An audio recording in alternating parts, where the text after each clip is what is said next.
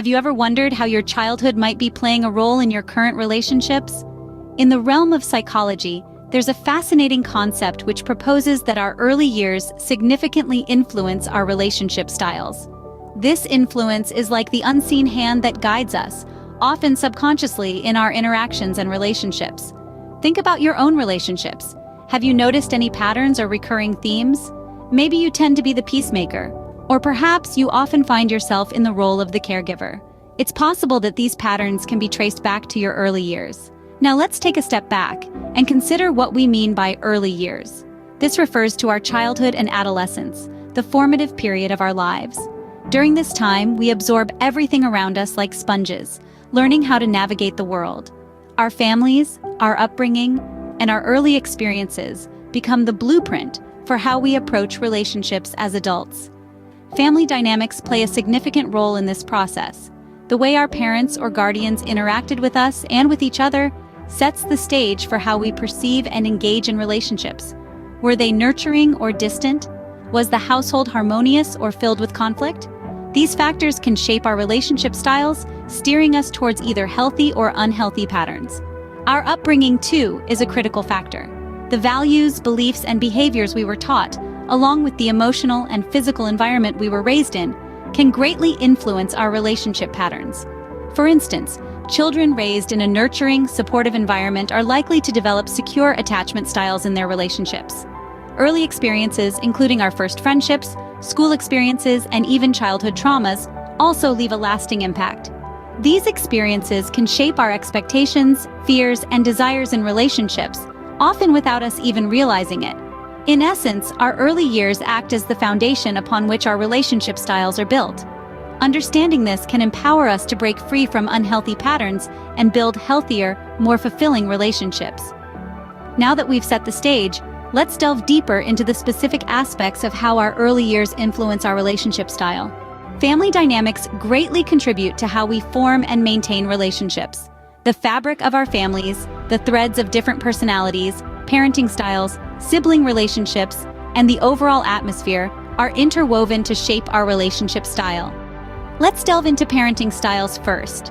Children raised by authoritative parents, who are both firm and nurturing, tend to develop secure attachment styles. They often grow up believing that they are worthy of love and that others are reliable. This belief can translate into healthy, balanced relationships in adulthood. On the other hand, children with permissive parents who are lax and inconsistent may struggle with setting boundaries and understanding relationship norms. Those with authoritarian parents, who are strict and emotionally distant, may develop an anxious or avoidant attachment style, leading to challenges in forming trusting, intimate relationships. Now let's talk about sibling relationships. The interactions we have with our siblings can serve as a rehearsal for future interactions. If you grew up engaging in frequent conflicts with a sibling, you might be more prone to high-conflict relationships. Conversely, a close, supportive sibling relationship can foster a strong ability to form positive, supportive bonds with others. The overall family atmosphere also plays a pivotal role. A harmonious, loving family environment can instill in us a deep belief in the possibility of long-term happiness in relationships. On the flip side, growing up in a conflict-ridden or chaotic family can lead to a fear of commitment or a belief that relationships are inherently unstable. However, it's important to remember that these are not hard and fast rules. We are not simply products of our family dynamics. We have agency and the capacity to learn and grow. With self-awareness and effort, we can reshape our relationship style and break free from unhelpful patterns. Family dynamics can set the stage for our future relationships, but other factors come into play as well. Our experiences outside the family, personal development, and even our individual personalities have a say in how we approach relationships.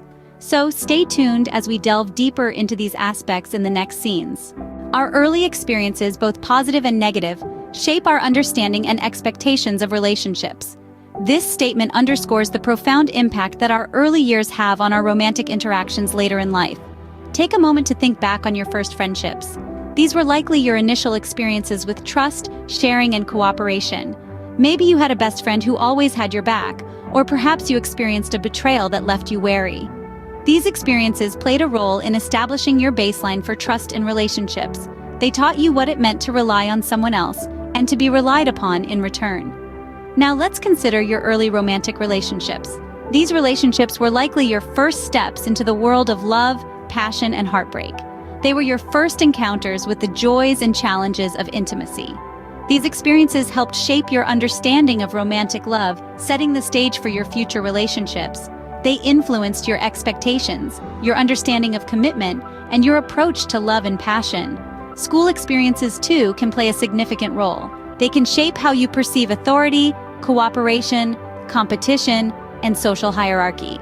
If you were a popular student, you might have developed a certain confidence and ease in social situations.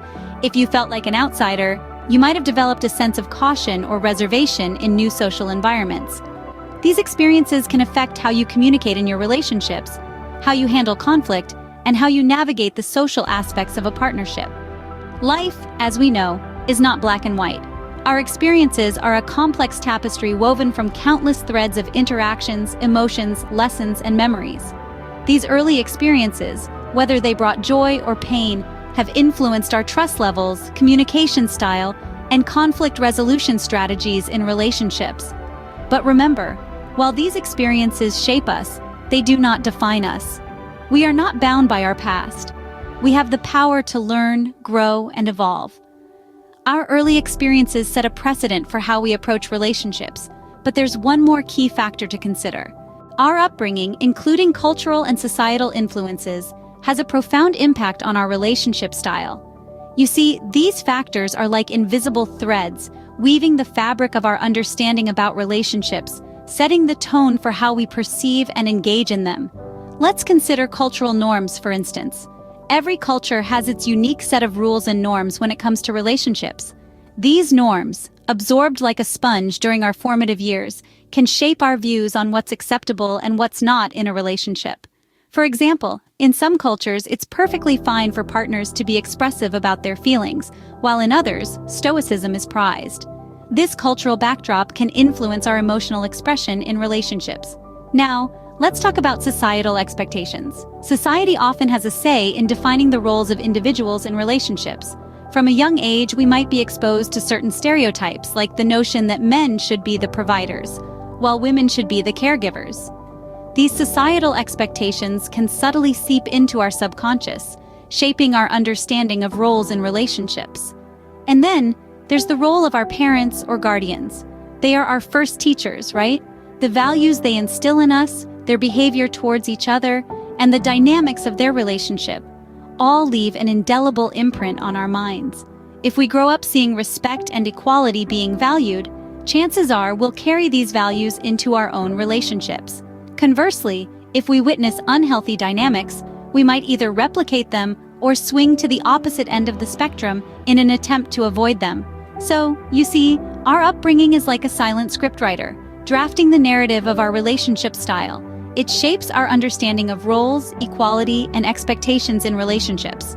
But remember, we're not bound by this script. With awareness, we can challenge these influences, rewrite our narratives, and shape healthier relationships.